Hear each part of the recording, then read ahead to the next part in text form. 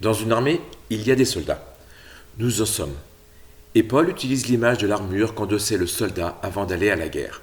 Paul nous rappelle que nous sommes toujours en bataille contre les ruses du diable. Aussi, pour avoir la victoire et gagner la bataille, nous devons porter l'armure complète que Dieu nous donne. Que signifie une armure?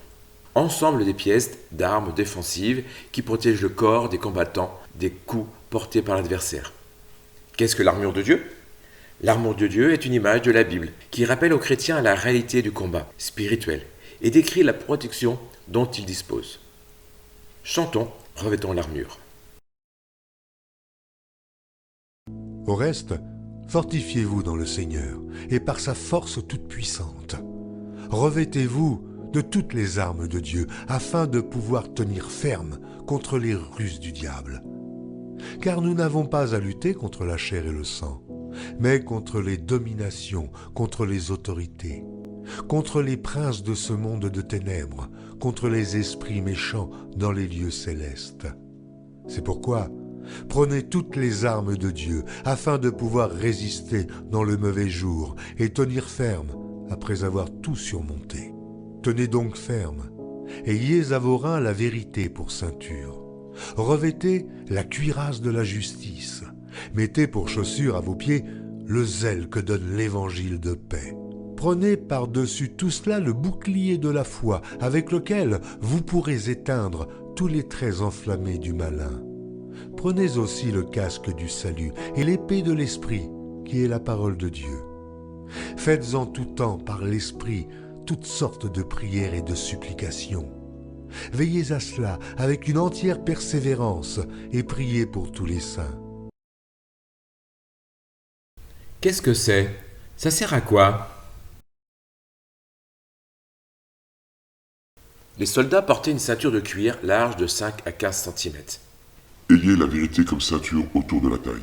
La ceinture du soldat protégeait ses reins et lui fournissait un support pratique où suspendre son épée. Quand un soldat saignait ses reins, il se préparait à se battre. En mentionnant la ceinture du soldat, Paul illustrait dans quelle mesure la vérité devrait nous influencer. Notre vie devrait être conforme à la vérité et nous devrions défendre celle-ci en toutes circonstances. Si nous voulons y parvenir, nous avons besoin d'étudier assidûment la Bible et de méditer sur son contenu. Jésus avait la loi de Dieu tout au fond de lui. Quand ses opposants l'interrogeaient, il était en mesure de leur répondre en citant les Écritures de mémoire. Est-ce que c'est facile de dire toujours la vérité? Disons-nous toujours la vérité? Nous le voulons, mais parfois devant les difficultés, la vérité nous manque. Exemple, Pierre qui renie Jésus. À la maison, à l'école, il peut nous arriver de mentir. Qu'est-ce que c'est? Ça sert à quoi?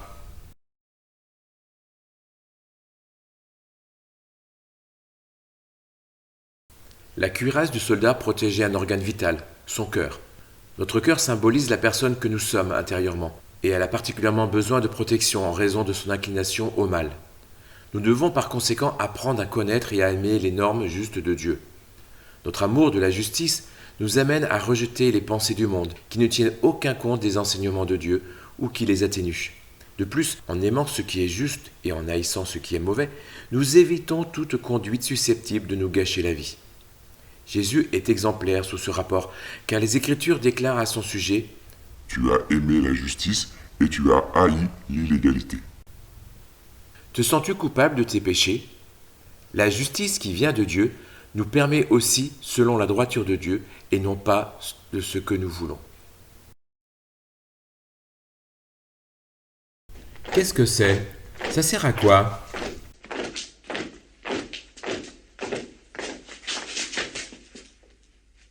Les soldats romains avaient besoin de bonnes chaussures, de sandales solides. En effet, au cours d'une campagne, ils parcouraient souvent une trentaine de kilomètres par jour, tout en portant quelques 27 kilos entre leur armure et leur équipement. Paul a eu raison de parler de chaussures pour évoquer l'empressement à prêcher le message du royaume à qui il veut l'entendre. L'empressement est très important, car comment les gens connaîtront-ils Dieu si nous ne sommes pas disposés à prêcher? Où témoigner? École, travail, dans la rue, le bus, le supermarché, partout. En parlant de Jésus autour de toi, tu rends gloire à Dieu, tu lui fais plaisir. Qu'est-ce que c'est? Ça sert à quoi?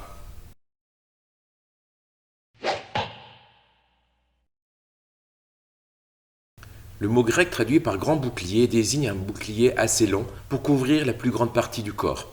Il protégeait des projectiles enflammés. Les soldats utilisaient des dards en roseau creux qui comportaient un petit réceptacle de fer qu'on pouvait remplir de nafte enflammée. Ces dards étaient l'une des armes les plus dangereuses de la guerre antique. Si un soldat n'avait pas de grand bouclier pour se protéger de tels projectiles, il risquait d'être gravement blessé, voire tué. Le bouclier de la foi, c'est notre foi, notre confiance en Dieu, en ce qu'il est, grand, tout-puissant, bon, amour, merveilleux, et ce qu'il a fait pour nous à la croix.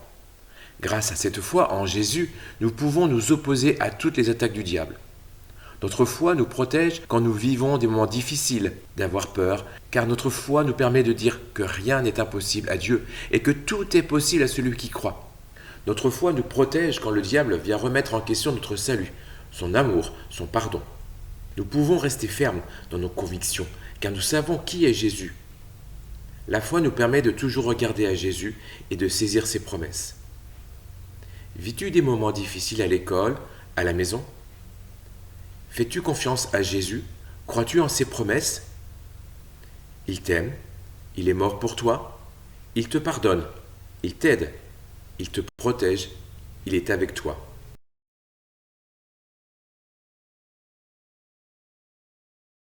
Qu'est-ce que c'est? Ça sert à quoi? Le casque d'un soldat protégeait sa tête et son cerveau, le siège de son intelligence. Jésus a donné sa vie à la croix pour nous sauver. Il a payé le prix pour que nous soyons rachetés. Il a été puni pour nous à cause de nos péchés. En acceptant Jésus dans ton cœur, tu es sauvé, tu as l'assurance de ton salut. Convaincu que Dieu t'a pardonné et sauvé, l'ennemi, le diable, ne peut plus te condamner.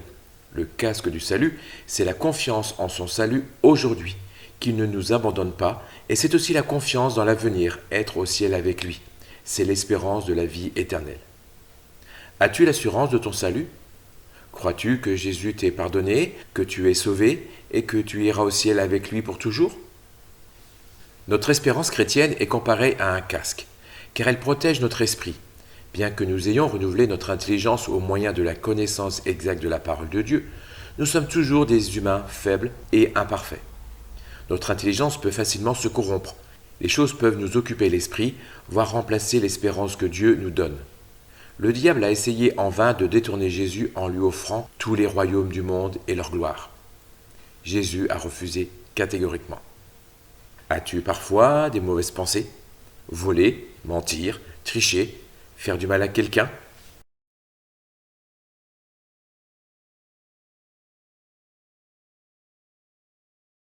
Qu'est-ce que c'est? Ça sert à quoi?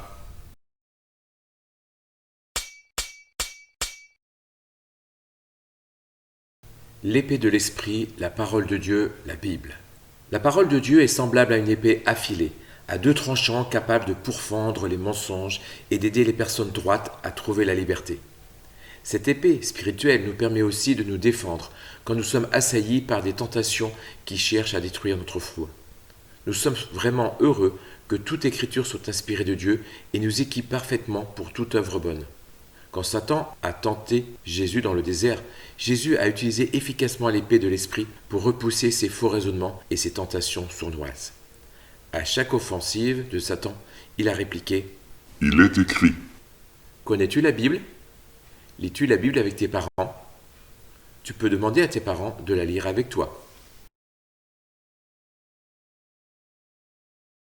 Le diable utilise la ruse pour nous détruire.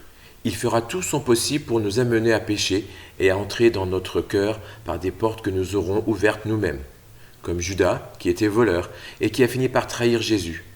Quand nous laissons le diable entrer dans notre cœur, nous laissons libre cours à nos colères, méchancetés, désobéissances.